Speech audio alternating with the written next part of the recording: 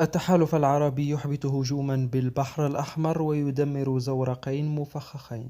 أعلن التحالف العربي لدعم الشرعية في اليمن الأربعاء تدمير زورقين مفخخين حوثيين وإحباط عملية هجوم عدائي وشيك جنوب البحر الأحمر. وأوضح التحالف في بيان أن تحضير الهجوم بالزورقين جنوب البحر الأحمر أعد لمهاجمة ناقلات نفط عملاقة عبرت مضيق باب المندب. وأضافت أن محاولة إطلاق الزورقين المفخخين تم الإعداد لها من محافظة الحديدة اليمنية. وأشار إلى أن الميليشيات الحوثية تصعد هجماتها العدائية لاستهداف مصادر الطاقة وعصب الاقتصاد العالمي.